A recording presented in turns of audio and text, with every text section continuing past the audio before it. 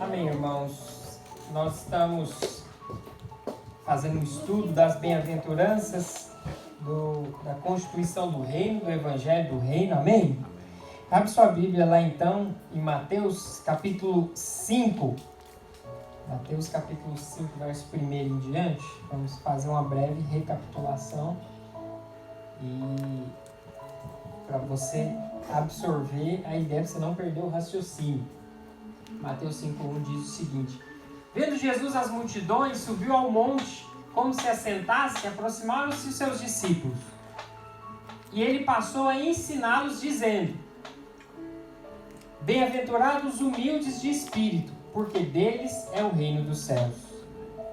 Bem-aventurados os que choram, porque serão consolados. Bem-aventurados os mansos, porque herdarão a terra. Bem-aventurados que têm fome e sede de justiça, porque serão fartos. Nós falamos até aí. E você pode entender pelo que Jesus fala, né, do verso 3 em diante, né, até o verso 6, e na verdade até o final do capítulo, que há uma sequência nas bem-aventuranças. Que sequência é essa? Do que Jesus trata, né, a respeito dessas bem-aventuranças? Por quê? Lá no versículo 3, ele fala: bem-aventurados os humildes de espírito. O que é humilde de espírito? É aquela pessoa que reconhece que nada tem, ou que tudo que ele tem provém do Senhor, certo? Então, a primeira questão, a primeira bem-aventurança, o primeiro feliz é aquele que se torna humilde, ou seja, ele aprende a receber do Senhor. Ele reconhece que ele precisa saber, que ele precisa ser transformado. Em consequência disso, ele chora. Lá no verso 4, bem-aventurados que choram. Por quê? E que choro que é esse? Nós vimos também. É o choro daquele que reconhece a sua pequenez. Reconhece que não pode, que não consegue, que não é. Então ele chora diante de Deus para ser transformado. E lá no verso 5, ele se torna manso. Quem é o manso? É aquele que reconhece que as suas reações humanas, que a sua capacidade de resposta natural, nada pode fazer. Então, como ele já se humilhou diante do Senhor, se tornou humilde, já chorou, por consequência disso, ele se torna manso. Deus trabalha com os mansos. Tá? Moisés, quando foi chamado para libertar o povo, né, ele não era manso. Mas a Bíblia diz que depois do tratamento de Deus, ele se tornou o homem mais manso sobre a face da terra. Sabe o que é isso? O homem mais manso. Você sabe, quando a Bíblia diz algo, é porque é de fato. A Bíblia não tem palavras soltas ao vento. Se ela diz que ele era o homem mais manso, sabe, o cara tinha um ímpeto. Ele matou um soldado, né, no braço, no golpe. Mas o que Deus fez com ele? Tornou ele o mais manso. Por quê? Porque ele reconheceu. A prova que ele reconheceu, que quando Deus chamou ele diante da sarça ardente, e Deus falou: olha, você vai lá falar para Faraó deixar meu povo ir. Qual foi a primeira coisa que Moisés falou? Senhor, eu não sei nem falar direito. Não é verdade? Sabe, quando você tem uma experiência com Deus, você enxerga que as suas capacidades naturais, elas nada podem resolver. Nada. Sabe, a sua capacidade intelectual, sua capacidade física, né, sua capacidade de argumentar, nada disso resolve. Diante de Deus, nós enxergamos tal qual nós somos. Você sabe por que muita gente não cresce em Deus? Porque eles não passam tempo diante de Deus. Eles não contemplam o Senhor. Como consequência disso, não amadurece. Não traz luz sobre si. E aí, o que acontece? Ele nunca vai se enxergar, nunca vai se tornar humilde, nunca vai chorar, nunca vai se tornar manso. E, por se tornar manso, ele também se torna alguém que tem fome e sede de justiça. Verso 6. Por que o manso tem fome e sede de justiça? Porque como ele se reconheceu, agora ele não consegue ver o restante, né, das outras pessoas, da sua família, da sua cidade na mesma situação. Então ele começa a clamar por justiça. Senhor, justifica. Senhor, salva. Senhor, transforma. Senhor, cura, liberta. Senhor, puna o erro. Né? Então ele começa a clamar por essa justiça. Por quê? Porque ele entendeu que ele era pecador e foi justificado. Da mesma forma, ele quer que os outros também sejam justificados. Começa a haver esse clamor. Entende que há uma sequência nas bem-aventuranças? Tudo parte lá do primeiro ponto, que é enxergar que ele nada tem e nada pode. Amém? Então, vamos continuar hoje a partir do verso 7. Bem-aventurados os misericordiosos, porque alcançarão misericórdia. O que é misericórdia? Né? É você não dar aquilo que o outro merece. Deus foi misericordioso conosco. Quando nós chegamos diante de Deus, nós merecíamos a morte. Nós merecíamos o inferno. Nós merecíamos a condenação. Mas Deus foi misericordioso e não nos deu. Quando nós chegamos pedindo clemência, pedindo perdão, o que Deus fez? Ele nos perdoou. Ele não falou, não, o negócio não é bem assim não. Tá achando que é fácil? Você passou a vida toda pecando, vai chegar agora aqui com essa conversinha de perdão? Nada disso, tem um preço. É algo que se deve fazer. Foi isso que Deus fez? Não. Ele ofereceu Jesus, que já morreu no nosso lugar e já nos proporcionou a misericórdia. Agora a ira de Deus, ela foi aplacada. Ela foi anulada das nossas vidas. Por quê? Era o que nós merecíamos, é a misericórdia de Deus. Mas quem tem fome e sede de justiça, normalmente quer o quê? Justiça, não é? Punição, que a coisa aconteça. Mas a Bíblia, o Senhor Jesus também diz que, na verdade, o que tem fome e sede de justiça, ele tem que se tornar o quê? Misericordioso. É quando alguém chega clamando, ao invés dele deitar o porrete, o que é que ele faz? Perdoa. Trata o outro como Jesus também tratou ele. Lembra da parábola do servo mau? Chegou diante do Senhor um servo, né? Atualizando as contas, acho que foi com o Vitor que eu estava conversando outro dia. Eu não lembro com quem. Atualizando as contas, ele devia mais ou menos, não sei se 12 ou 20 milhões, né? Que dava de reais a dívida dele. Aí ele chegou diante do Senhor dele e falou, eu não tenho como te pagar, peço-me, né, que me dê mais tempo e tudo te pagarei. E o Senhor sabia que ele não tinha como pagar. 20 milhões? Nunca. E pegou e falou, não, sua dívida então está perdoada.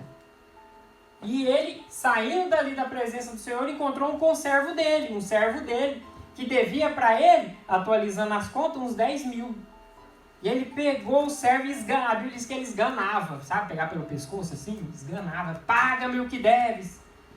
E o conservo dele falou a mesma coisa que ele falou para o Senhor. Falou, não tenho como te pagar, me dê mais tempo e tudo te pagarei. Ele falou, não, você vai me pagar tudo que você deve. E lançou ele na prisão. Sabe, quando lançavam na prisão o homem, significava o quê? Que ele ia pegar a esposa e os filhos como escravo dele pela dívida. Ou ia vender, ou eles iam ficar como escravo dele. E os outros colegas dele viram aquilo e foi contar para o Senhor.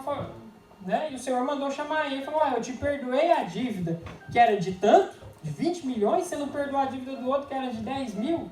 Então agora você vai ser recolhido da prisão. Por quê? Ele não foi misericordioso. Por isso ele não alcançou o quê? Misericórdia. Ele até tinha recebido, mas perdeu. Por quê? Porque ele não tratou o outro como ele foi tratado. Ele não perdoou como ele foi perdoado. Então quem tem fome e sede de justiça, o que devem dar?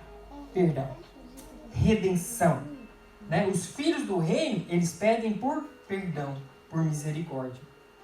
Né? Sempre que alguém erra, você tem que estar pronto a dar o quê? Misericórdia. Por quê? Porque você foi alvo da misericórdia. Você foi alvo da graça. Você foi alvo do favor. Tudo bem que o outro pecou, que o outro errou, que o outro traiu, que o outro mentiu, que o outro matou, mas não sou eu que vou executar a justiça. Ao Senhor, não é assim que a palavra diz? Ao Senhor pertence a vingança. Ao Senhor pertence a recompensa. Então é ao Senhor que eu coloco. Então não sou eu que vou executar a punição, eu vou oferecer misericórdia. Por isso que Jesus falou, né? Pedro questionou: Senhor, então até que tanto eu devo perdoar meu irmão? Até 7 vezes? E você sabe, perdoar 7 vezes é uma coisa difícil. É ou não é? 7 vezes o mesmo erro. Até que se for outras coisas, mas se for o mesmo, né? Tem crianças aqui. Quando você faz o mesmo erro 3 vezes, que jeito sua mãe fala com você? Eu já te falei 1000 vezes. É ou não é? Né? Mas foi só 3. Mas aí, Pedro querendo, né, fazer uma moral com Jesus: Senhor, então eu devo perdoar até 7 vezes meu irmão? Ou seja, já vou jogar um padrão lá em cima para poder ficar bem na história. Aí Jesus fala: não digo até 7 vezes, porém até 70 vezes 7. Sabe o que é aquele negócio? Até você não conseguir mais, até você de fato ter seu coração quebrantado. Foi isso que Jesus falou, não é? Nós estamos no tempo da graça, né? Nós recebemos graça, recebemos misericórdia, é isso que nós damos. 70 vezes 7 fala de uma obra completa. Por quê? Porque é o Senhor quem vai retribuir. Percebe? Se o fulano tem um problema no caráter dele, eu vou mostrar que ele é amado até ele entender. E se ele não entender, um dia ele vai comparecer diante de Jesus. Aí lá ele vai chorar. Aí lá ele vai ser humilde, sabe? Diante de Jesus não tem como. Né? É igual eu falei, alguns não entenderam. 2 domingos atrás. Jesus não vai passar um pano, né? O que é? Fingir que nada aconteceu, dar 3 tapinhas nas costas e falar: não, pode entrar aqui no reino. Você tinha um caráter ruim, mas eu entendo que você tinha um bom coração. Pode entrar. Não tem. Jesus fala: nossa, agora você vai ficar para disciplina. Agora, 1000 anos aqui na bigorna, aí você vai ficar no ponto para você entrar. Não é? Então é isso que vai acontecer. Lá no reino, você sabe, só entra perfeito. E esses são os perfeitos. Aí você fala: não, mas eu não sou perfeito, nunca vou entrar. Mas é justamente o que Jesus faz. É através de Jesus. Você sabe, a vida cristã, ela nos é apresentada como um novo nascimento. Pergunta para o seu vizinho assim: você nasceu de novo? Você nasceu de novo? Todo mundo que entrou no reino teve que nascer de novo. Ninguém entra no céu porque nasceu de família crente, entendeu como é que é? Filho de crente não é crentinho, entendeu? Ele precisa aceitar Jesus, precisa reconhecer que é pecador, nascer de novo, né? Batizar e entrar no céu. Mas, quando se fala de nascimento ou novo nascimento, você entende que há um processo de crescimento. Quando alguém nasce, ele nasce criança, né? Ele nasce o quê? Nasce perfeito. É ou não é? Você olha, criança, cadê o Antoninho? O Antoninho foi comigo. É disso mesmo que eu vou falar agora. Foi dormir. Então, nasceu perfeito. Porém, está maduro? Não está maduro. Mas está perfeito? Está perfeito, tem tudo. Tudo que você tem, ele tem. Né? Então, a criança, ao se desenvolver, né, ela vai se tornando madura. Até o ponto dela estar madura para desempenhar as mesmas funções que você desempenha. É isso que o Senhor espera de nós. Quando nós nascemos de novo, você pode ter nascido de novo com 40, 60 anos, né? Mas o que acontece? Se torna uma criança na fé, que precisa aprender as coisas concernentes à vida espiritual, à vida cristã, para poder se desenvolver apropriadamente. Amém? Da mesma forma, por exemplo, né? Ainda hoje nós ouvimos o pastor Luiz falando, né? Você ensina a criança a andar? Você pega ela e pega um livrinho, 10 passos para ensinar o bebê a andar. Vamos lá. Espinha ereta, peito para fora, barriga para dentro, né? Um passo, perna esquerda, vai. É assim que você faz? O que você faz com a criança na verdade? Você dá comida. Você só dá comida. Não é verdade? Só dá comida. Põe no chão, dá comida. Põe para dormir, dá comida. Né? Acorda, dá comida.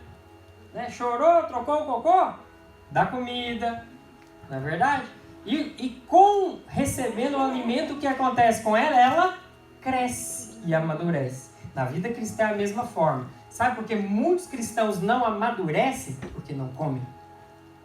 Ou porque não são alimentados adequadamente.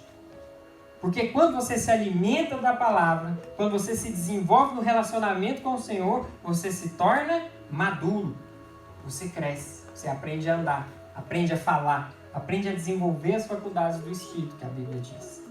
Entende? Se falta alimento, se falta alimentação, se falta vida de palavra, de oração, de comunhão com o Senhor, consequentemente vai ter um raquitismo espiritual. Então, os misericordiosos, os bem-aventurados, são aqueles que, pelo relacionamento com o Senhor, eles conseguem atingir esse nível de maturidade. Não é pelo seu esforço natural. Sabe, o esforço natural não serve para nada. Nessa carne não habita bem algum. Nenhuma da sua capacidade de ser legal, de ser gente boa, de ser inteligente, de ser extrovertido, de ser sociável. Nada disso tem proveito no reino dos céus se não for passado pelo processo de transformação pelo Espírito.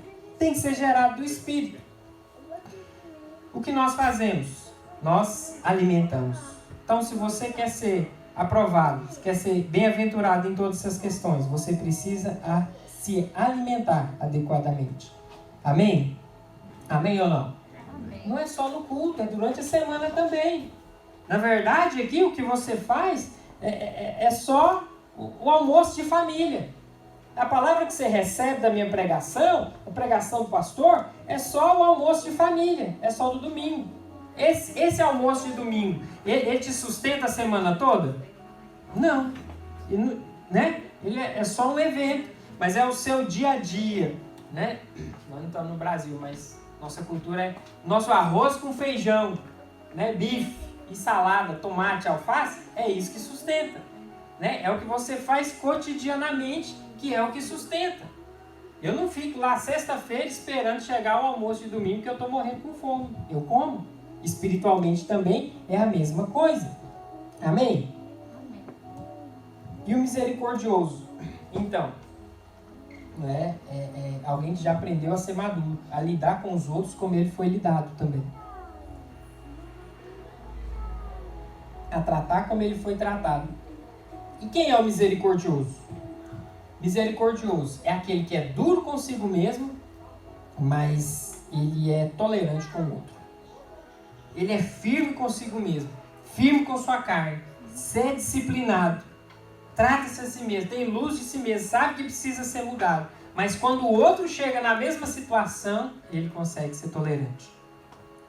Ele reconhece que ele precisa perdão, mas quando chega o outro que precisa de perdão, ele perdoa.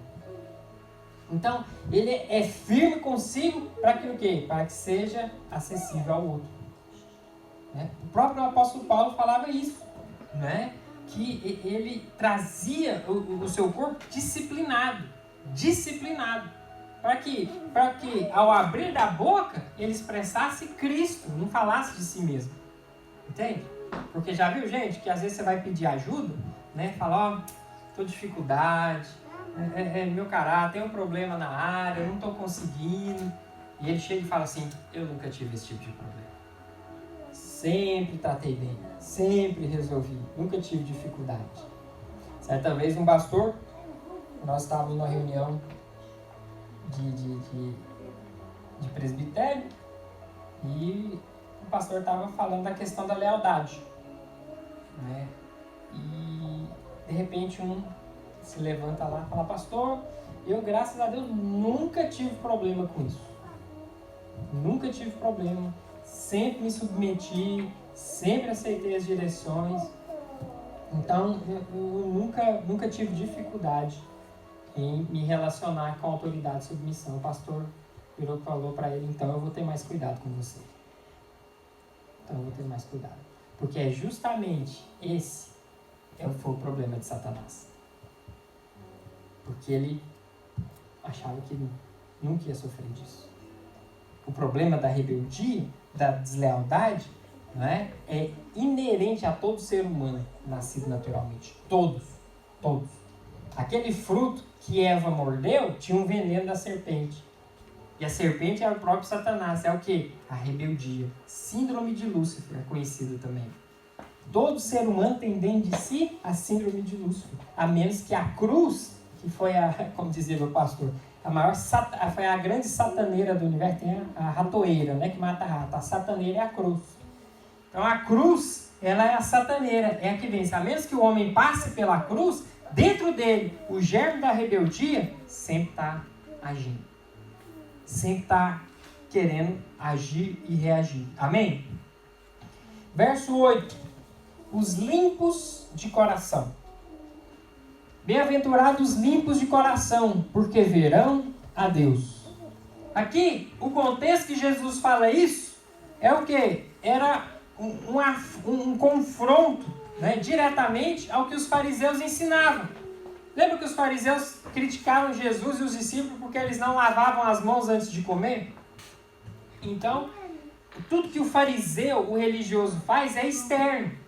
Tudo que ele faz é aparente. Tudo que ele faz é uma questão de ser visto pelos homens de uma forma natural. Mas enquanto o interior, ele falava, por fora, eles são, né, lindos, mas por dentro só a morte. E Jesus ensina, bem-aventurados que são limpos por dentro. É limpo no coração, não só no exterior.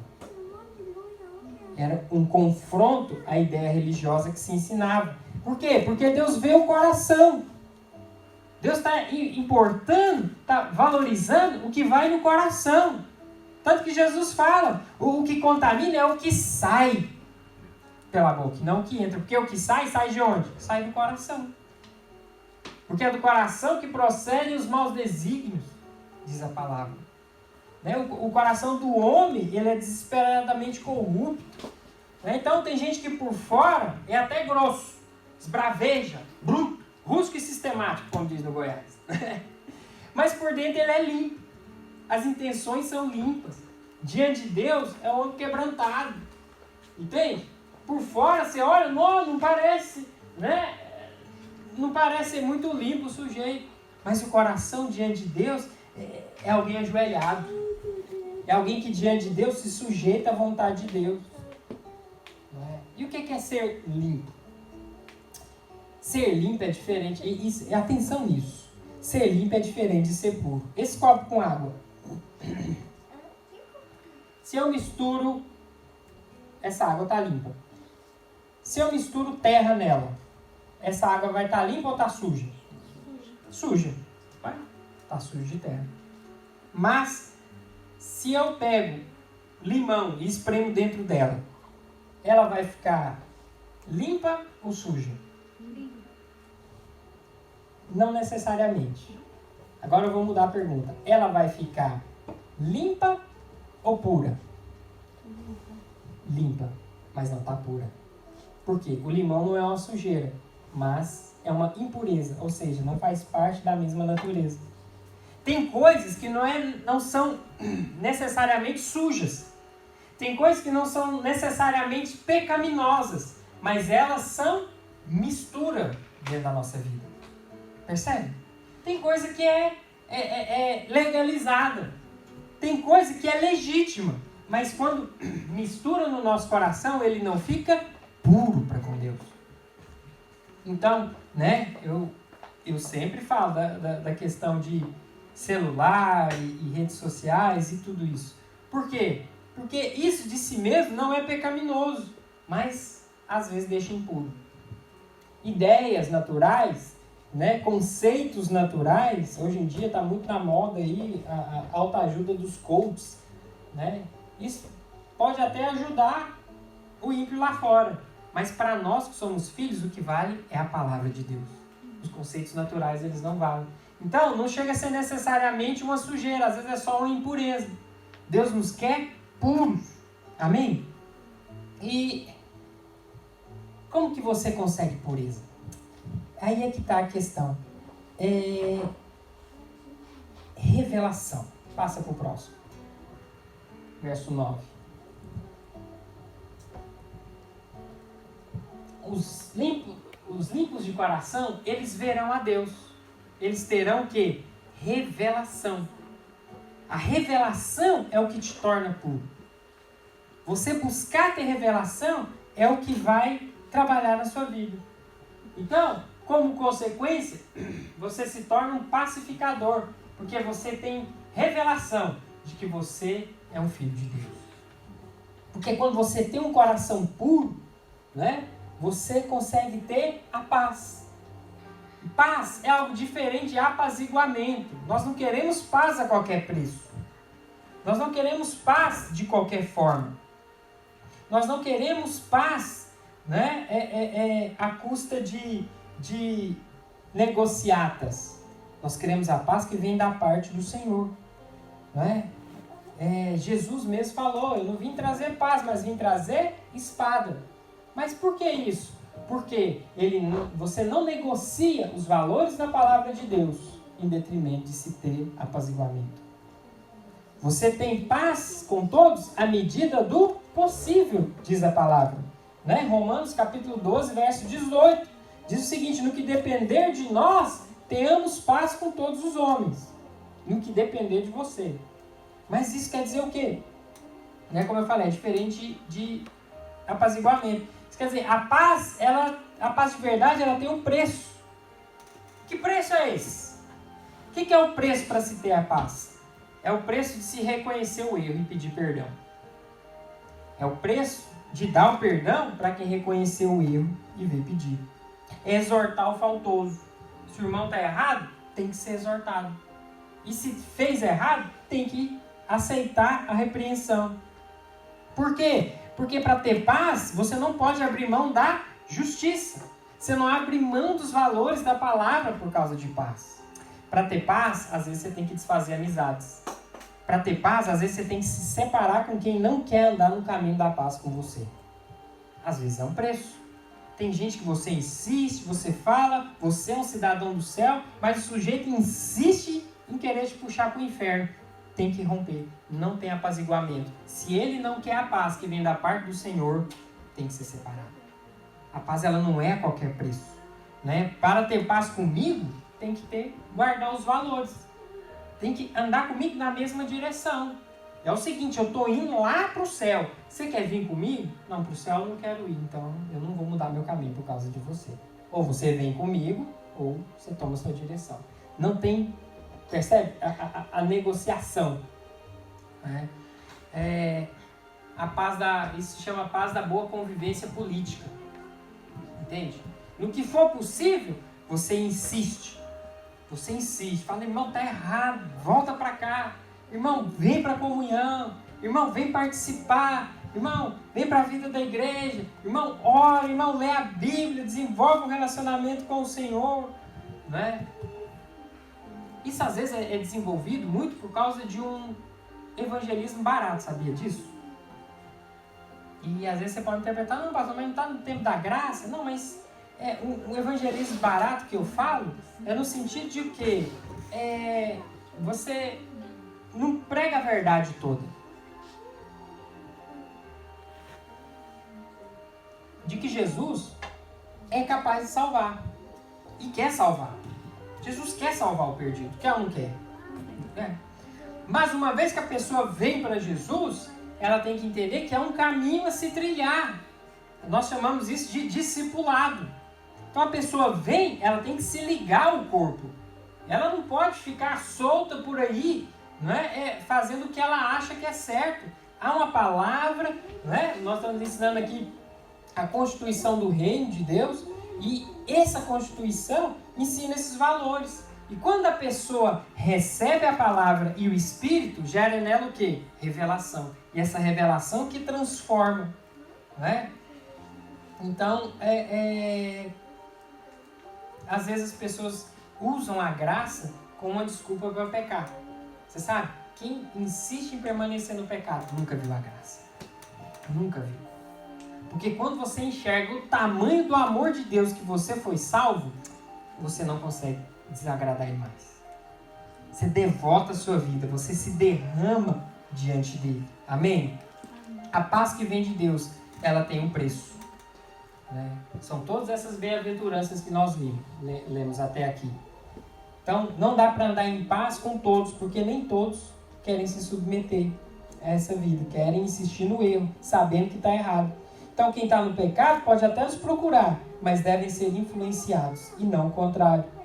Né? São eles que precisam de salvação. Né? Não sou eu que preciso parecer com o mundo para ser salvo ou para salvá-lo.